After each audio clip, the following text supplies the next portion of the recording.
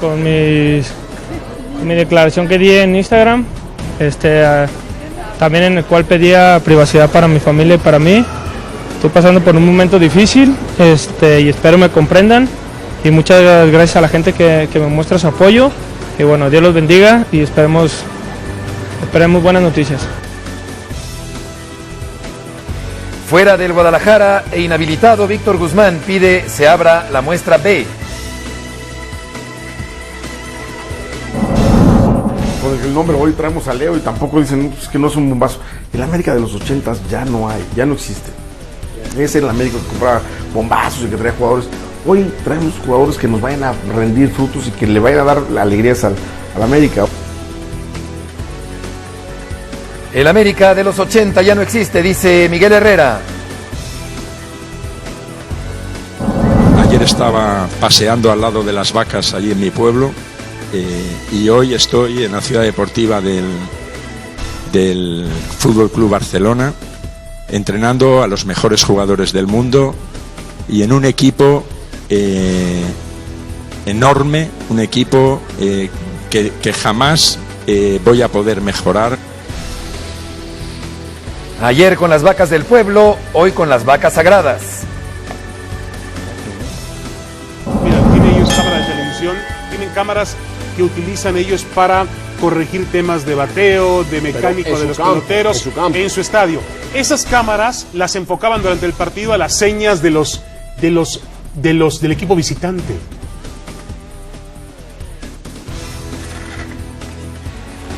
Crece el escándalo por el robo de señales en las ligas mayores por parte de los Astros y los Medias Rojas.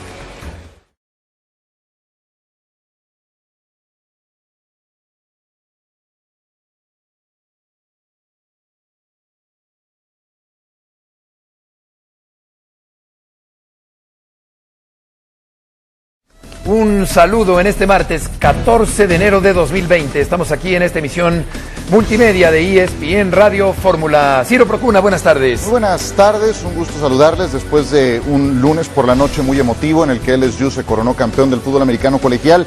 Yo sé que es muy de Estados Unidos este evento, pero me atrevo a pensar que después del Super Bowl es el juego, el partido que tiene más repercusión y más foco mediático. Los ratings fueron espectaculares y en este encuentro terminó Joe Burrow, el quarterback de los Tigres de LSU, firmando una de las mejores campañas en la historia para un quarterback. Va a ser el primer seleccionado a nivel global del próximo draft. La mala noticia es que va a Cincinnati, un equipo que se ha distinguido por ser disfuncional durante muchos años de su historia. Héctor Huerta, buenas tardes. Hola, ¿qué tal, Beto? Buenas tardes. Pues tiene muchas aristas todavía el caso Guzmán, ¿no? Hay que explicarle a la gente muchas cosas de cómo sigue el procedimiento de aquí en adelante, que viene para él, que viene para el Pachuca, que viene para Chivas, cómo se va a resolver esto. Entendemos el enojo del señor Bonilla porque está enojado, porque se supo, fue un madruguete para él. Esta liga bananera se maneja así, desgraciadamente.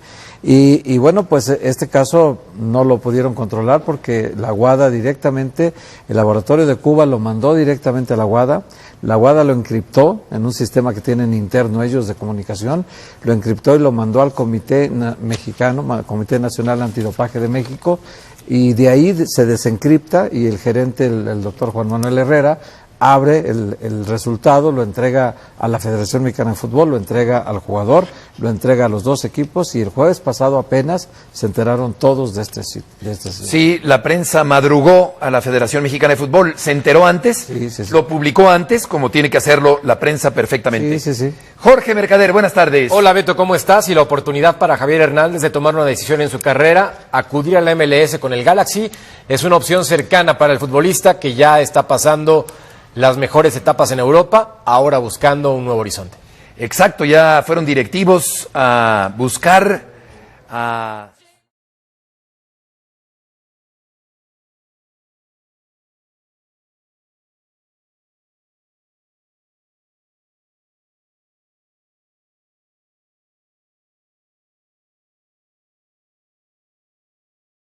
El 10 de agosto de 2019, Víctor Guzmán jugó un partido que condenó su destino 5 meses después.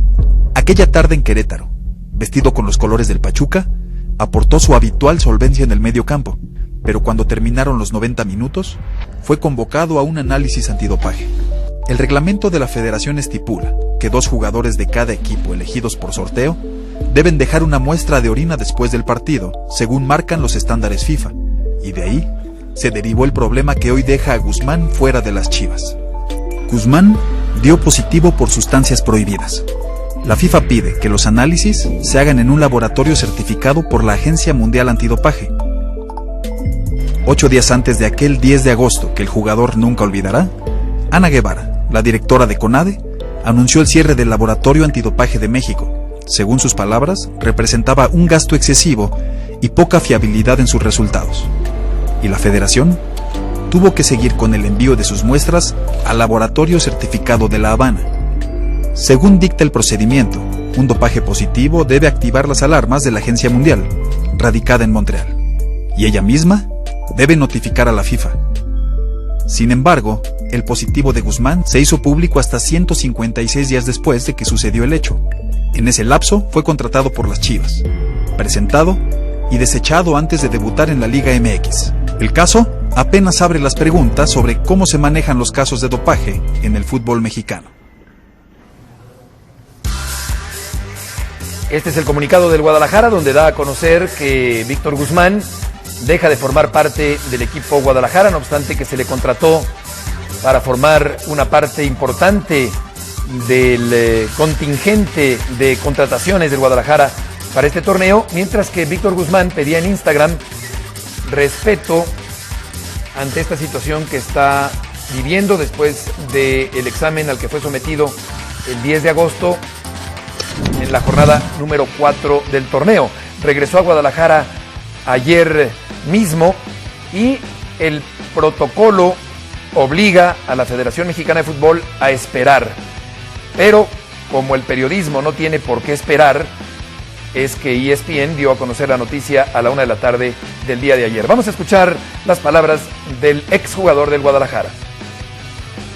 Pues pienso que fui claro con mi declaración que di en Instagram, también en el cual pedía privacidad para mi familia y para mí. Estoy pasando por un momento difícil y espero me comprendan, y muchas gracias a la gente que me muestra su apoyo, y bueno, Dios los bendiga y esperemos buenas noticias. En otros momentos de las entrevistas que ha concedido, niega rotundamente haber consumido sustancias para mejorar su rendimiento. Guzmán, que se queda fuera del equipo de las Chivas Rayadas del Guadalajara. Sí, bueno, ya conforme esto va pasando, encuentras varias cuestiones adicionales. Hoy su estatus es de que ha sido objeto de un control antidopaje adverso. Para que se le considere como positivo, tiene que dar también positiva la prueba B, que normalmente eso ocurre, ¿no? Es muy complicado encontrar una prueba B distinta a la prueba A. Entonces, hasta que la prueba B se abre y se comprueba que hay una coincidencia con la A, es que se le considera como positivo. Y una vez que se hace ese siguiente paso, es que entonces se puede anular el contrato. De momento es una inhabilitación la que tiene y es una especie de limbo en la que se encuentra. Chivas se ha adelantado y está tratando de revertir toda esta situación para echar para abajo la contratación que le salió muy cara. Y de todas formas creo que Guadalajara ha cometido un grave error. Tampoco creo que se requiriera de información privilegiada ni de inteligencia mayor para saber que este jugador era un foco rojo. Ya no digo por otras cosas, era muy difícil saber al momento de que se hizo la operación que tenía un doping positivo o que iba a ocurrir esto. Era imposible saberlo, pero sí en cuestiones de disciplina y de actitud. Ya lo habían tenido inclusive en sus propias fuerzas básicas. Para una operación tan cara, sí creo que Chivas desde el principio corrió un riesgo muy grave que hoy le explotó en las manos. Hay un documental, el de Ícaro, que ya lo hemos comentado en otras ocasiones, que está en Netflix, donde los rusos son especialistas... Es un dopaje de Estado, digamos. De Estado. Sí, dopaje. En alterar la prueba A, no, es decir, en que no correspondan la A y la B, porque como dice Ciro, lo lógico es que la B corresponda en el 98% ineludiblemente a la A. de los casos, pero en Rusia se hicieron especialistas en modificar la prueba B y de esta forma salvar a muchos deportistas. Pues traían un frasco para hacer una prueba. Y de una manera detectivesca, con conductos por las paredes y por el techo y la azotea de un edificio allá en Rusia. Es un documental súper interesante. Al final de manera tramposa. Por supuesto, por eso les han atacado de tal manera, ¿no? En este caso como que es más fácil, más fácil de averiguar. Lo que sí, el procedimiento es muy importante que se sepa, porque en el caso del Pachuca, aunque lo que menciona Ciro de problemas de actitud y todo eso que ya le conocían de este muchacho, y que el Guadalajara al final de cuentas pues lo tenía en fuerzas básicas, deben de saber todos los entrenadores que tuvo, de dónde procede, ese chico viene de Tonalá, Jalisco, y todos deben de saber el caso de él. Este es lo que el Pachuca va a respaldarlo completamente, es un jugador del Pachuca ahora. Fíjate que a diferencia de cuando muere Chucho Benítez, acababan de pagarlo, el precio de su venta, ¿te acuerdas? Ese es el comunicado de prensa, ¿no? Pero, ¿te acuerdas del Chucho Benítez? Pues el equipo de Arabia quiso recuperar el dinero, pues no se pudo. Sí. En América lo había vendido y dijo, bueno, pues se te murió allá en tu país y yo no tengo la bronca, ¿no? Luego después, cuando vende este equipo Lille de Francia, vende a Emiliano Sala, que se cae el avión, cuando va a despedirse de sus compañeros, se cae el avión, también había una bronca económica terrible que ya ha llegado a tribunales inclusive, ¿no? Bueno, ayer no, se arregló en 2 minutos, una llamada telefónica, Amaury Vergara está en Japón, y en 2 minutos le dijeron, te regresamos hasta el último peso de lo que nos has dado y no pasa nada. O sea, el jugador tiene que regresar acá. El incidente ocurrió estando en Pachuca, por lo tanto Pachuca se hace responsable de esto. Y el Pachuca... ¿Estaba obligado el Guadalajara a devolver el dinero? No, Pachuca devuelve el dinero al Guadalajara. ¿Perdón, el Pachuca devolver el dinero? Pues podía decir, pero tenía elementos, ya te lo vendí. Pero me parece esta conducta ética de los dueños del Pachuca me parece muy correcta, ¿no? No, ¿para qué nos metemos en un pleito? Pues aquí está tu dinero. Hay un problema ocurrido cuando era mi jugador en Pachuca. Desgraciadamente la Federación Mexicana de Fútbol no puede justificar, y la Liga menos, que tarde 5 meses un examen antidoping en darse el resultado, ¿verdad? Entonces eso es imposible de que vuelva a pasar otra vez, ¿no? Porque imagínate un jugador que es vendido, que ese patrimonio ya ingresa a las arcas de un equipo y lo tiene planeado para ciertas cosas, y pierde el Pachuca 240 millones de pesos, Beto, en esta operación. Lo que hasta el momento sí sabemos es que es un futbolista que marca diferencia en medio campo, que en el último año le costó trabajo, no estuvo en su nivel como generalmente acostumbraba. Con Palermo sufrió un poquito. Físicamente empezó a perder esa potencia que le caracterizaba en el medio campo. En otro lado a jugar. Y también sabemos, por declaraciones de gente cercana a Guzmán, que era un futbolista problemático fuera del terreno de juego, y eso no caía bien en el vestidor. Lo que no sabemos todavía es qué va a pasar con esa prueba B. Habrá que esperar también el resultado final para poder emitir un juicio, pero sí creo que el Guadalajara, en cuanto a inteligencia deportiva, se equivoca, porque como dice Ciro, no había necesidad tampoco de tener mucha gente involucrada alrededor de él para enterarte que tenía problemas extracancha. Demasiado talento, mal encausado, el resultado es este. Vamos a escuchar a Enrique Bonilla, el presidente de la Liga del Fútbol Mexicano. La semana pasada, el día jueves, se le notificó por parte del Comité Nacional Antidopaje al jugador que había resultado adverso en un examen que se le celebró durante el torneo pasado y que por lo pronto quedaba suspendido de toda actividad en el deporte en tanto no se resolviera a fondo su situación. Nosotros no vamos a incurrir en especulaciones ni adelantamos juicios, y no es imposible que ni el Comité Nacional Antidopaje ni la Liga MX podamos ocultar cuando hay un resultado adverso. Aquí no es un problema de tardanza, es un problema de logística. Al cerrarse el laboratorio de la CONADE en México, que era el único laboratorio autorizado por la Agencia Mundial Antidopaje en el país, el Comité Nacional Antidopaje determinó enviar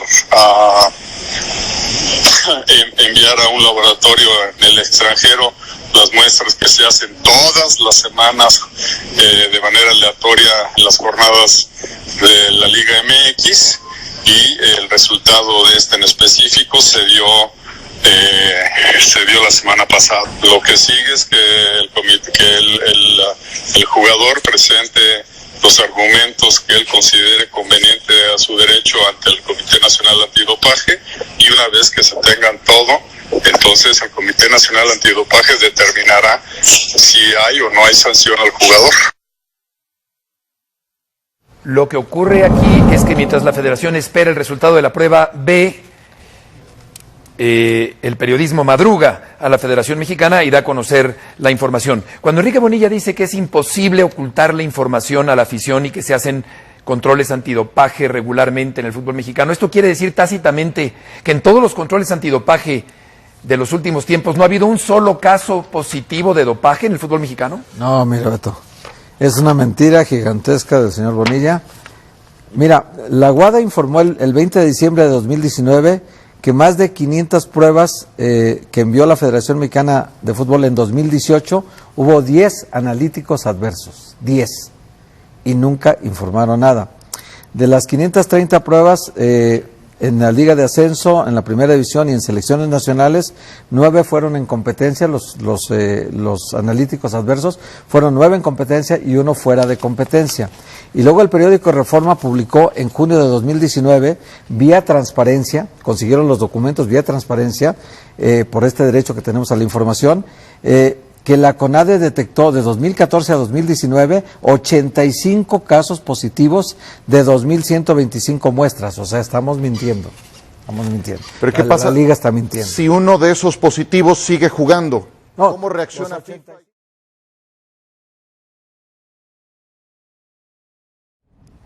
Hace un rato en Fútbol Picante, el litigante Ricardo de Buen, que es miembro del Tribunal Arbitral del Deporte, el TAS, hablaba sobre lo que puede venir para Víctor Guzmán. Sí, yo antes de ir al corte le preguntaba a Héctor, antes de escuchar a Ricardo de Buen, ¿cómo si este laboratorio detecta un positivo, lo tiene que informar directamente a la WADA a su vez a la FIFA, si uno de estos jugadores que llegaron a dar positivo y que está enterada la FIFA de ese positivo, siguen jugando? ¿Cuál tendría que ser entonces la reacción de la FIFA hacia su afiliado, que es la Federación Mexicana de Fútbol, Liga MX? Fíjate, aquí el asunto es que cuando hablaron de que el clenbuterol era un problema de salud pública en el país, y se lo compró tanto la WADA como la FIFA, y no hubo castigo para los que salieron dopados en la Copa de Oro, ¿recuerdan? Entre ellos Memo Ochoa, el Jovis Bermúdez, el Maza Rodríguez. Ciña. Bueno, Ciña, vinieron después la Federación Mexicana de Fútbol y la Liga invitaron a gente de la FIFA,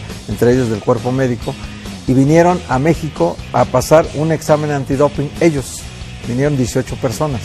De las 18 personas las llevaron a comer carne por todos lados, carnitas por todos lados aquí en México, 2 días, sábado y domingo. El viernes les hicieron un examen antidoping y el lunes les hicieron otro. 16 de los 18 estaban contaminados con clenbuterol. Claro, a lo mejor escogieron muy bien dónde llevarlos, ¿no? Para que salieran positivos, no sé. A perros, sí.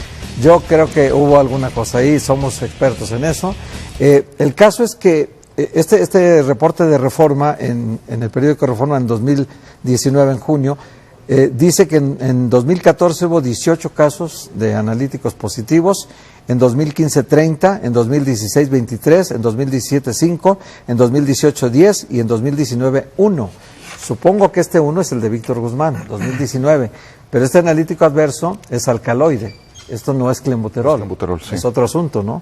Por eso es que es muy probable que la muestra B, cuando se abra, que será lo más pronto posible, porque el Pachuca le urge que este asunto se resuelva lo más pronto posible, ya que contratará un despacho de abogados internacionales del deporte que defiende este tipo de casos en Barcelona. Y entonces van a llevar a los mejores abogados a pelear en el TAS o en el tribunal que corresponda, ¿no? Para que el castigo sea lo más corto posible. Vamos a escuchar a Ricardo de Buen. Lo que pasa en un caso como estos de doping, pues apenas empieza, digamos, la defensa del jugador. Ahorita no es culpable ni nada, está esta notificación de la prueba A, él tiene que decidir si pide que se abra la prueba B. La prueba B normalmente en 1 o 2 días está ya el resultado, y después el tiempo que le den al jugador para presentar sus argumentos. La apertura de la prueba B es una oportunidad adicional para el atleta, para tratar de ver si por algo la prueba A tenía alguna cuestión no bien hecha y que de ahí saliera, pero en el 98% de los casos la prueba B confirma la prueba A. Ricardo, buenas tardes, Ángel García Toraño. Entonces, al anularse este contrato que tenía con Chivas, regresa a Pachuca, pero ¿tiene derecho a un sueldo? Lo común es que en todo caso, si regresa y está contratado por un equipo, el equipo tiene la responsabilidad de seguirle pagando un salario. Hay una suspensión provisional del futbolista. Sí, claro. No, podría determinarse al final del camino que el futbolista fue inocente. Entonces, por eso el tema interesante sería, ¿qué pasa si al final de cuentas él sale absuelto? Quizá en ese momento podría reclamar el pago de los salarios. El tema, ¿qué tanto puede ser diferente la sanción si es una droga o es una sustancia social, una droga social, a una sustancia que él no haya utilizado para mejorar su rendimiento deportivo en el campo? ¿Puede ayudar esa postura?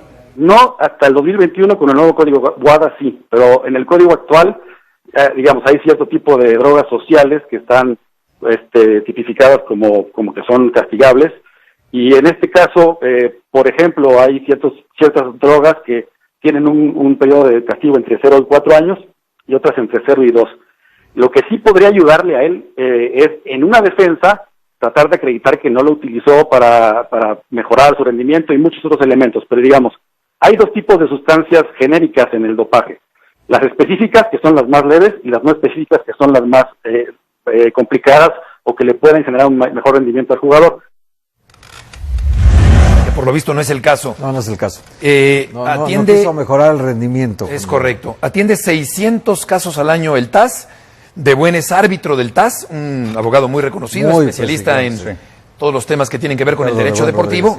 Y vamos a ver entonces, cuando se abra la prueba B y se confirme en su caso que efectivamente hay positivo en el dopaje de Guzmán, ¿cuál será la sanción correspondiente? Sí, aquí hay múltiples pérdidas y lo vemos ya desde las diferentes partes involucradas. Pierde el jugador, obviamente, pierde las propias Chivas. De acuerdo, dejan de pagar una cantidad, pero esa profundidad de plantel, esa competencia interna, la tenían, entre otras, gracias a sus refuerzos que habían conseguido. Después de JJ Macías, creo que este era el más importante para el Guadalajara, Víctor Guzmán.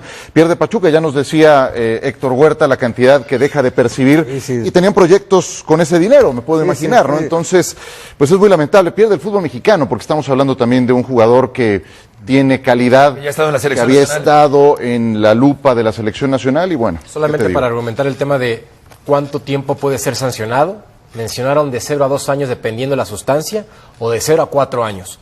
Si queda fuera 4 años del fútbol profesional teniendo 24, es un tiempo muy largo para que este futbolista se pueda recuperar y regrese a primera división, al menos en México. Aunque no cabe esa posibilidad por lo que decía De Buen, porque él entraría en el rango del 0 a 2, porque no utilizó para sacar ventaja, una sustancia para sacar ventaja en sus rendimientos. No tiene nada que ver.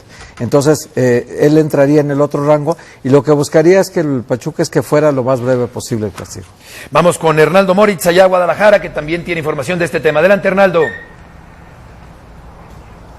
Buenas tardes, Heriberto. Saludos para todos, compañeros. Acaba hace segundos nada más de llegar el autobús del Guadalajara. Estuvo el equipo hasta, insisto, hace instantes en una planta de OmniLife en compañía de Ricardo Peláez. Quiere Ricardo hacer algo similar a lo que ya hizo con Cruz Azul en su momento, de llevar a los jugadores a la cooperativa para que entiendan cuál es la visión, la misión de la empresa. Y bueno, eso han hecho hoy los futbolistas del Club Deportivo Guadalajara, evidentemente sin Guzmán ya, sin los 4 seleccionados nacionales que están con la categoría sub-23 que dirige Jaime Lozano. Y bueno, hace solamente instantes, por eso hago la acotación, acaba de ingresar ya el autobús que va llegando de El Salto, Jalisco. En cuanto a Víctor Guzmán, bueno, ya lo escuchábamos hace algunos minutos, está en territorio jalisciense después de haber pasado ayer el día en la Ciudad de México con Arturo Gálvez, el encargado y apoderado legal del Guadalajara, desvinculando ese contrato que lo ligaba a las Chivas. Ya una vez realizado esto, bueno, Víctor está a la espera, está siendo asesorado por abogados que Grupo Pachuca le proporcionó. Ojo que Grupo Pachuca como tal no puede interceder en ninguno de estos casos, ni en ninguna de estas instancias, mejor dicho, ni ante la WADA, ni ante el laboratorio, ni contra el TAS, o mejor dicho, ante el TAS cuando se dé alguna ya notificación de alguna sanción, porque es todo directamente al futbolista. Entonces sí lo están apoyando con asesoría legal, y él es el que ha decidido que se abra esta muestra B de la prueba del pasado 10 de agosto, y en los próximos días estaríamos sabiendo si viaja él a La Habana en compañía de alguno de sus abogados o si permite que algún apoderado legal realice esa travesía hacia Cuba para, en presencia de ellos, se destape el frasco de esa muestra B. Eso es lo que estamos por conocer en el tema Víctor Guzmán. Mientras tanto, él no puede entrenar, no puede presentarse en las instalaciones de Pachuca, no puede portar una indumentaria oficial, está inhabilitado hasta nuevo aviso y se mantiene aquí con su familia en Tonalá, Jalisco. Sí, en tanto no se abra la prueba B, no quedará concretado el resultado, pero por lo pronto hay que recordar que dio positivo en el examen antidopaje, jugando todavía con la camiseta del Pachuca. Hernando, muchas gracias por la información. Buenas tardes, Heriberto, saludos para todos. En efecto, esto fue antes de que Guzmán llegara al Guadalajara. Incluso nos explicaba el abogado de Buen que para ir a Cuba a que le abran la prueba B no puede ser en presencia de ningún club, no puede estar ni Pachuca ni Guadalajara, tiene que ser en presencia de su abogado.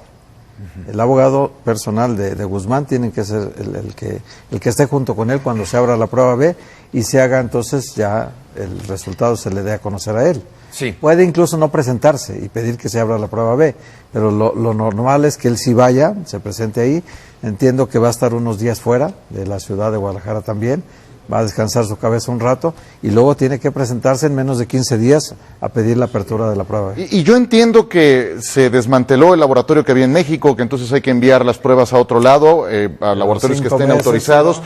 Exactamente, yo me quedo pensando también en eso, ¿no? O sea, esto fue en la fecha 4 del torneo pasado, se va a jugar aquí la fecha 2. Estamos hablando de que un semestre completo, 6 meses que pasaron de que se dio la muestra, de que se dio el incidente, a que se informa y que hay una reacción. Entonces, pues entiendo qué es lo que hay y que muchas veces hay que adaptarse a lo que hay, pero no habría manera que esto que hay funcionara un poquito de manera más expedita.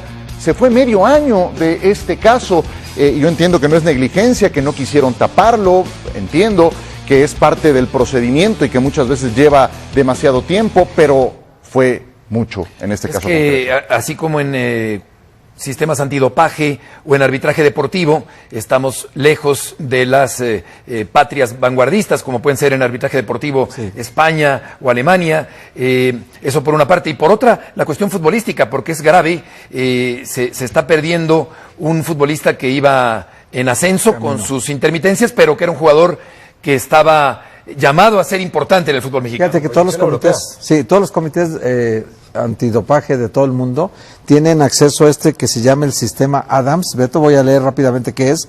El sistema ADAMS fue desarrollado con el propósito de proveer mecanismos que apoyen a coordinar actividades en el control del dopaje y ayuden en la implementación del Código Mundial Antidopaje en todos los países. Disponible en inglés, francés, español, alemán, japonés, ruso, italiano, holandés, chino, coreano y árabe. Es muy fácil de utilizar, además de que es gratuito para todos los miembros del control de dopaje en todo el mundo, apoyándolos a eficientar y elevar la efectividad de los esfuerzos en la lucha en contra del dopaje en el deporte. La plataforma ofrece un ambiente de seguridad y confianza en la información que en ella se administra. Ayuda además a compartir fácilmente la información entre las organizaciones que promueven y transparentan la efectividad en las actividades del control de dopaje, lo cual quiere decir que solamente ellos tienen...